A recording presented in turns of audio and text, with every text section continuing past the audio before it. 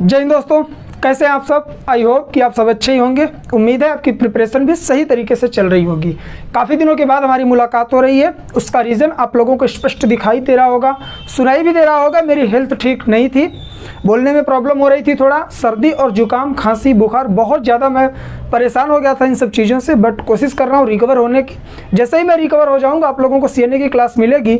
उसके पहले मैंने सोचा कि आप लोगों को मॉडर्न हिस्ट्री की जो सीरीज आपकी चल रही थी वो कंटिन्यू की जाए और आप अपनी प्रिपरेशन को बूस्ट करते रहें। चलिए बात करते हैं आज के चैप्टर के बारे में। जैसा कि हम लोगों ने पिछले वीडियो में जहाँ पर इसे छोड़ा था वहीं से हम लोग कंटिन्यू करेंगे। आई थिंक ये 29वां या फिर 30वां लेक्चर होगा मॉडर्न हिस्ट्री का। यदि मैं आपसे बात करूं तो मॉडर्न हिस्ट्री में इसमें हमारा चल रहा है ब्रिटिश भारत में सामाजिक धार्मिक सुधार आंदोलन।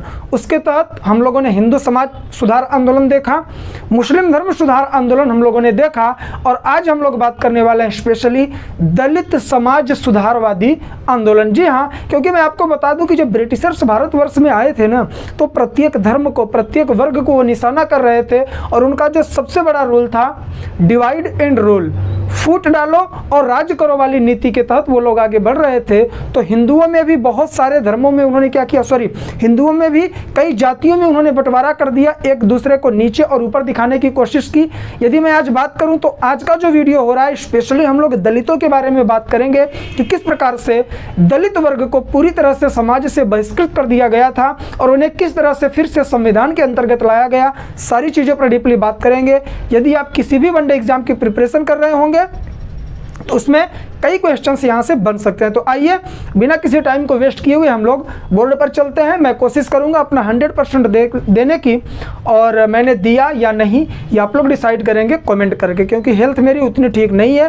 फिर भी मैंने कोशिश किया कि आप लोगों के लिए एक वीडियो जरूर मैं दे सकूँ। चलिए दलित समाज सुधार आंदोलन की हम लोग बात करेंगे, और जाहिर सी बात है हम दलितों की बात करें और उसमें डॉक्टर भीमराव अंबेडकर जी का नाम ना लें तो ये कहीं से कहीं तक सही नहीं होगा। तो पहले हम लोग देखते हैं इनके बारे में।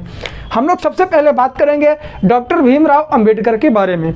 इनका जन्म हुआ था 1891 ईस्वी में मध्य प्रदेश के महू जिले में, और ये महार नामक एक जाति में जन्म लिए थे। ध्यान से सुनिएगा, हम लोग बात कर रहे हैं किसकी, भीमराव अंबेडकर की हम लोग बात कर रहे हैं। इनका जन्म हुआ था 1891 में मध्य प्रदेश राज्य के महू नामक जिले में, और उस जिले में एक जाति या फिर जनजाति कह लीजिए रहा करती थी जिसका नाम क्या हुआ करता था, महार। महार नामक जाति में इनका जन्म हुआ था, जिसे उस समय अस्पृश्यता के रूप में देखा जाता था। इसे अस्पृश्य की श्रेणी में रखा गया था। छुआछूत की भावना बहुत ज़्यादा उस समय व्याप्त थी।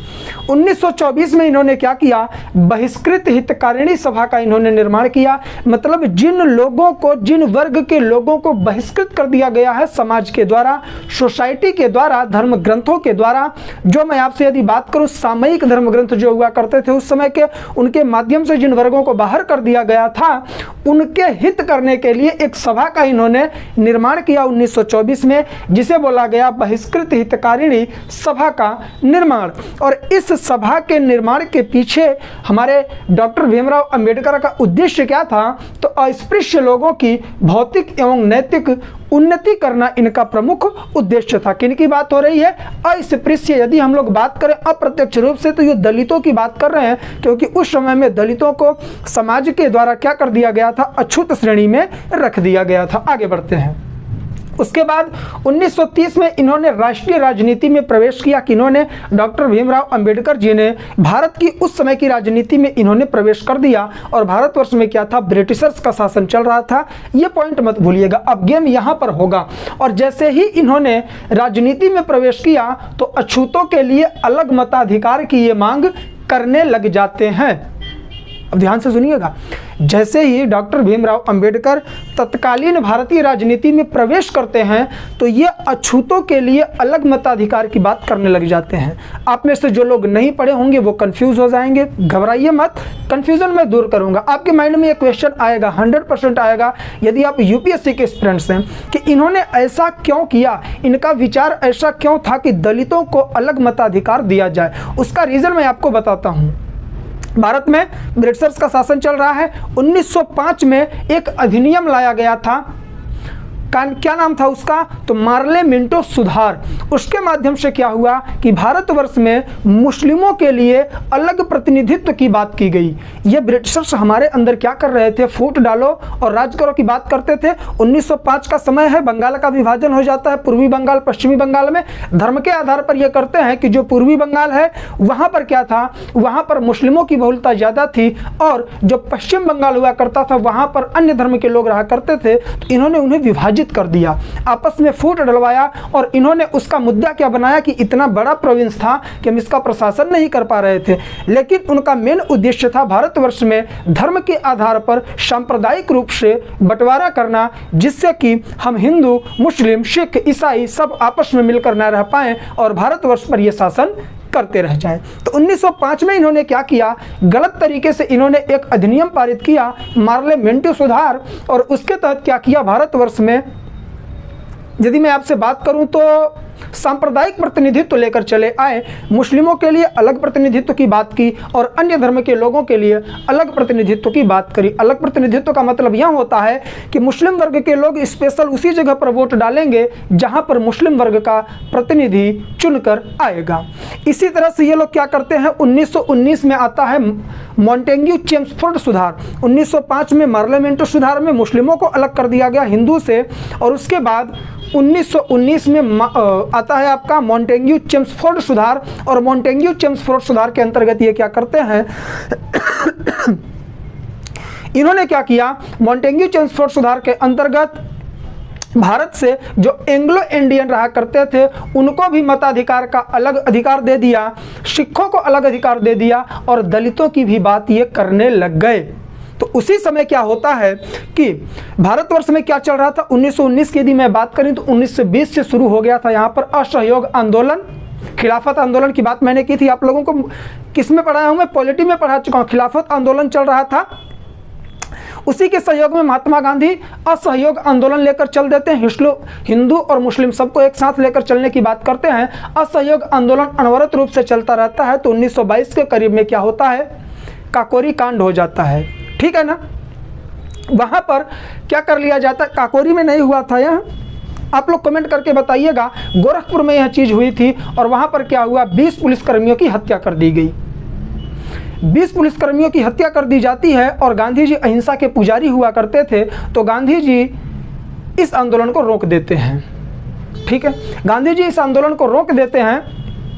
उसके बाद क्या होता है कि गांधी जी को बंद कर दिया जाता है जेल में। जैसे ही असहयोग आंदोलन को रोका जाता है, ठीक है ना, उस असहयोग आंदोलन के बाद गांधी जी को बंद कर दिया जाता है, और गांधी जी को पूना के यरवदा जेल में बंद किया गया था। उसी समय की बात है, 1930 में ये प्रवेश करते हैं किसमें, भारतीय राजनीति में, डॉक्टर भीमराव अंबेडकर। और जैसे ही यहाँ प्रवेश करते हैं, मैं आपको याद दिला दूं, जो घटना हुई थी चौरी चौरा में हुई थी। काकोरी में चंद्रशेखर आजाद ने क्या किया था, ट्रेन को लूटा था, लेकिन चौरी चौरा में घटना हो जाती है कि लोगों ने एक थाना जला दिया था, पुलिस चौकी जला दिया था। तो वहां पर 20 पुलिसकर्मियों की मृत्यु हो गई थी, जिस वजह से गांधी जी ने अपना आंदोलन वापस ले लिया था। जैसे ही गांधी जी ने आंदोलन को वापस लिया, बहुत सारे लोगों ने उनका विरोध भी किया, जिसमें सुभाष चंद्र बोस जी प्रमुख भूमिका निभा रहे थे उनके विरोध में कि बापू आप ये गलत कर रहे हो, केवल 20 ही लोगों की तो मृत्यु हुई है। ये मैं कहानी क्यों सुना रहा हूं, क्योंकि मैं आपको भीमराव अंबेडकर से जोड़ रहा हूं, ठीक। तो उसके बाद इन्हें यरवदा जेल में बंद कर दिया जाता है। किसे, महात्मा गांधी जी को। ये पूना में पड़ती है। जब यरवदा जेल में ये बंद थे और इन्हें पता चलता है कि ये जो हमारे कौन है, भीमराव अंबेडकर गोलमेज सम्मेलन में भाग लेने जाया करते थे, और ये क्या करते थे कि अछूतों का प्रतिनिधित्व किया करते थे, और अछूतों के लिए अलग प्रतिनिधित्व की बात करते थे, अलग मताधिकार की बात करते थे। तो दूसरे गोलमेज सम्मेलन में जो 1931 में लंदन में हुआ, वहां पर इनकी मांग को स्वीकृत कर लिया गया, और रैमजे मैकडोनाल्ड नामक प्रधानमंत्री हुआ करते थे उस समय, कहाँ के, ब्रिटेन के, इंग्लैंड के। उन्होंने भीमराव अंबेडकर की मांग को स्वीकार कर लिया, और उन्होंने क्या किया, दलितों को भी अलग मतदान की स्वीकृति दे दी। वो तो चाहते ही थे कि प्रत्येक में बंटवारा हो। जैसे ही यह बात यरवदा जेल में बंद हुए सॉरी महात्मा गांधी जी को पता चलती है, वो अनशन पर बैठ जाते हैं कि ये क्या हो रहा है हमारे देश में। अभी हमें एंग्लो इंडियन से अलग किया गया, सिखों से अलग किया गया, अब धीरे धीरे मुस्लिमों से भी अलग कर दिया गया है, हमें हिंदू धर्म में भी दलितों को हमसे अलग किया जा रहा है। इस वजह से वो अनशन करने लग गए। तो भीमराव अंबेडकर यरवदा जेल में जाते हैं और वहाँ पर एक समझौता होता है गांधी जी और भीमराव अंबेडकर के मध्य में, जिससे नाम दिया जाता है पूना पैक्ट या फिर पूना समझौता। कई बार यूपीएससी ने प्रीलिम्स में ये चीज़ें पूछी थी। तो अब आप लोग यहाँ से देखिए भीमराव अंबेडकर की भूमिका कैसे धीरे धीरे भारत की तत्कालीन भारत की राजनीति में सजग हो रही है, ऊपर उठ रही है। 1930 में इन्होंने राजनीति में प्रवेश किया। एक मिनट दीजिएगा, मैं पानी पी लूं क्योंकि खांसी बहुत तेज आती है तेज बोलने पे।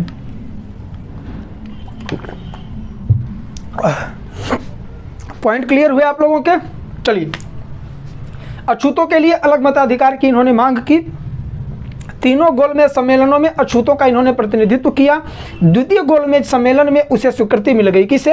अछूतों के लिए अलग मताधिकार की। 1932 में गांधी जी और अंबेडकर जी के मध्य में पूना पैक्ट होता है, जिसे पूना समझौता नाम दिया गया है। मैंने आपको ये चीज़ बता दिया।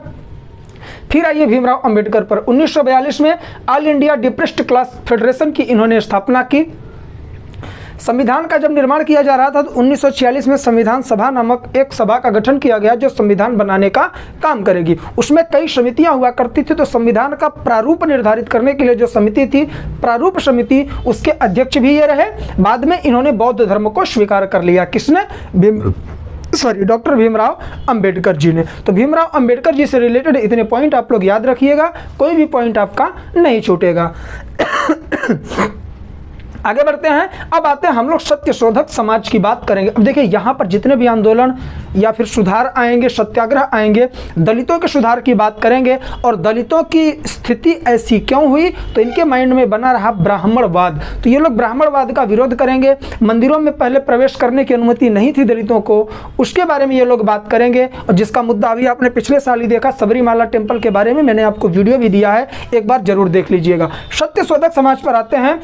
1873 में ज्योतिराव गोविंदराव फूले ने इसकी स्थापना की, जिसे आप लोग क्या जानते हैं? ज्योतिबा फूले के रूप में इन्हें आप लोग जानते हैं। ठीक, आइए आगे बढ़ते हैं। हम लोग किसकी बात कर रहे हैं? हम लोग सत्य शोधक समाज की। सत्य शोधक समाज की का उद्देश्य क्या था? निम्न जातियों का कल्याण करना। जो निम्न वर्ग के, निम्न तबके के लोग थे, उनका कल्याण करना सत्य शोधक समाज का प्रमुख क्या था? उद्देश्य था।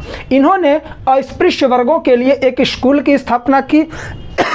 मतलब जो अछूत लोग हुआ करते थे उस समय में, उनको पढ़ने की अनुमति नहीं दी जाती थी, तो उन्हें पढ़ाने के लिए क्या किया गया? स्कूल की इन्होंने स्थापना की। तो भारतवर्ष में पहला यह आंदोलन ऐसा था या फिर सुधार ऐसा था जिसके तहत अस्पृश्य लोगों के लिए, अछूतों के लिए विद्यालय की स्थापना की गई। किसने की? तो ज्योतिबा फूले जी ने किया। इन्होंने नारी शिक्षा पर भी जोर दिया और पूना में कन्या विश्वविद्यालय की स्थापना की। ये पॉइंट भी याद रख लीजिए। अब नारी शिक्षा का मतलब यह नहीं केवल अछूतों की, सभी धर्म की नारियों की शिक्षा की इन्होंने बात की। इन्होंने जाति प्रथा का उन्मूलन करने की बात की और सभी व्यक्तियों में सामाजिक और आर्थिक समानता की इन्होंने बात की कि भारतवर्ष में जितने भी व्यक्ति रह रहे हैं सबको सामाजिक और आर्थिक रूप से बराबर माना जाए और जाति प्रथा का पूरी तरह से उन्मूलन कर दिया जाए, खत्म कर दिया जाए। यदि आपको ज्योतिबा फूले के बारे में सही तरीके से समझना है तो इनकी एक पुस्तक है गुलामगिरी, उसको एक बार आप लोग परचेज करके पढ़िएगा। इन्होंने पाखंडी ब्राह्मणों के खिलाफ ये सारी चीज़ें उस पुस्तक में बखूबी बताया है, किस तरह से पाखंडी ब्राह्मणों ने क्या किया था, निचली जाति के लोगों को नीचे दिखाकर अपने आप को सर्वोपरि रखा था। आगे बढ़ते हैं। आत्मसम्मान आंदोलन। माफ़ करिएगा, तबीयत ठीक नहीं है मेरी। चलिए, आत्मसम्मान आंदोलन की यदि मैं बात करूं तो 1920 में यह शुरू हुआ। इसकी शुरुआत किसने की? तो वी रामास्वामी नायकर नामक व्यक्ति थे, जिनको आप पेरियार के रूप में जानते हैं। इन्होंने आत्मसम्मान आंदोलन की शुरुआत की। इनका उद्देश्य क्या था कि ब्राह्मणों की सर्वोच्चता को इन्होंने चुनौती दी। इन्होंने कहा कि ब्राह्मण सबसे ऊपर अपने आप को क्यों रख रहे हैं, हम उन्हें चुनौती देंगे, वो हमारा सामना करें, वो सर्वोच्च नहीं है। ऐसा किसका कहना था? तो रामास्वामी नायकर का कहना था और ब्राह्मणवाद का विरोध करने की इन्होंने अपील की प्रत्येक लोगों से, प्रत्येक व्यक्तियों से कहा कि ब्राह्मणवाद का आप विरोध करिए। उस समय का ब्राह्मणवाद क्या था कि जो लोग नीचे तबके के हैं उन्हें नीचा दिखाया जाए, अपने आप को सर्वोपरि रखा जाए, ऐसी मानसिक प्रवृत्ति उस समय हुआ करती थी ब्राह्मणों के अंदर। वो अपने आप को सबसे ऊपर मानते थे कि हम ही ज्ञानी, हम ही शादी विवाह करवाएंगे तो इनकी शादियां होगी और हम ही अगर चाहेंगे तभी ये मंदिर में प्रवेश कर पाएंगे। इसलिए ब्राह्मणवाद का पूरी तरह से विरोध करने की बात कौन करता है? पेरियार जी करते हैं आत्मसम्मान आंदोलन के द्वारा। आत्मसम्मान नाम से ही आपको समझ जाना चाहिए। इन्होंने कहा कि हम बिना ब्राह्मणों की सहायता लिए विवाह भी करेंगे और मंदिरों में प्रवेश भी करेंगे। साथ ही साथ इन्होंने तमिल भाषा में रामायण की रचना की, जिसे सत्य रामायण के रूप में जाना जाता है। तो तमिल भाषा में रामायण की रचना किसने की थी? तो उनका नाम क्या है? पेरियार, याद रखिएगा। अब आते हैं वायकोम आंदोलन की तरफ। ये पूछा गया है, प्रीलिम्स में पूछा गया है यूपी पीसीएस के। यह एक प्रकार का गांधीवादी आंदोलन था, इसे आप सत्याग्रह भी कह सकते हैं। यह ब्राह्मणवाद के खिलाफ था और मंदिरों में प्रवेश करने के लिए अनुमति की बात करता था। खास करके एझवा नामक एक वर्ग था, उस वर्ग के उत्थान की बात यह किया करता था। वायकोम आंदोलन, ठीक। चलिए, आपसे यदि पूछे कि दलित समाज सुधार आंदोलन में वह कौन सा आंदोलन है जो गांधीवाद से प्रेरित था, तो वह था वायकोम आंदोलन, याद रखिएगा। वायकोम आंदोलन या फिर सत्याग्रह को समर्थन भी मिला, सवर्ण जातियों का भी समर्थन मिला। तो सवर्णों के कुछ प्रमुख संगठन थे, नायर सर्विस सोसाइटी, नायर समाज और केरल सभा। इन्होंने क्या किया? वायकोम सत्याग्रह को समर्थन दिया। साथ ही साथ जो उच्च ब्राह्मण थे उसमें उन्हें नंबूदरी के नाम से जाना जाता था। याद रखिएगा, यह पूछा गया है कि उस समय नंबूदरी किसे कहा जाता था? तो उच्च कुल के ब्राह्मणों को कहा जाता था। ब्राह्मणों में भी उच्च और निम्न कुल हुआ करते थे उस समय भी, तो ऐसी प्रवृत्तियां थी उस समय की, ठीक है। तो इनका एक प्रमुख संगठन था योगक्षेम सभा, इसने भी वायकोम सत्याग्रह का समर्थन किया और ब्राह्मणवाद के खिलाफ बात उठाई और मंदिरों में प्रवेश करने के लिए भी इन्होंने सहमति दी। अब हम बात करते हैं महत्वपूर्ण मुद्दा सती प्रथा का उन्मूलन। 1829 में विलियम वेंटिंग के द्वारा एक अधिनियम लाया गया और उसके माध्यम से भारतवर्ष में सती प्रथा को पूरी तरह से खत्म कर दिया गया। और इसका सर्वप्रथम प्रयोग कहाँ पर हुआ? तो बंगाल में हुआ। और साथ ही साथ इसमें उन्मूलन के लिए जो अधिनियम पास हुआ, उस अधिनियम में राजा राम मोहन राय की महत्वपूर्ण भूमिका थी। तो ये कुछ इंपॉर्टेंट फैक्ट थे जो मैंने आपको देने की कोशिश की। कल एक और वीडियो आएगा और उसमें कुछ अलग अलग, जैसे पारसी धर्म सुधार, सिख धर्म सुधार आंदोलन है, उन सबको हम लोग कवर कर लेंगे और उसके बाद हम लोग प्रवेश करेंगे नेक्स्ट चैप्टर में। 2-3 वीडियो के बाद आपकी मॉडर्न हिस्ट्री पूरी तरह से समाप्त हो जाएगी। उम्मीद करता हूँ कि मैंने अपना 100% दिया है। माफ़ करिएगा, जुबान लड़खड़ा रही है, तबीयत ठीक नहीं है बिल्कुल भी। मैंने कोशिश की अपनी 100% देने की। अब आप लोग बताइएगा कि आप लोगों को कैसा लगा। कहीं अगर कोई कमी रह गई होगी तो आप लोग बताइएगा, सुधारने की कोशिश करेंगे। बाकी कमेंट बॉक्स खुला हुआ है, सजेशन आप लोग देते रहिए, काम मैं करता रहूँगा, सिलेक्शन लेते रहिए। मिलेंगे नेक्स्ट वीडियो में, तब तक के लिए जय हिंद, जय भारत, बाय बाय। आप लोग अपना ख्याल रखें, मौसम चेंज हो रहा है, सेहत को संभाल के रखें।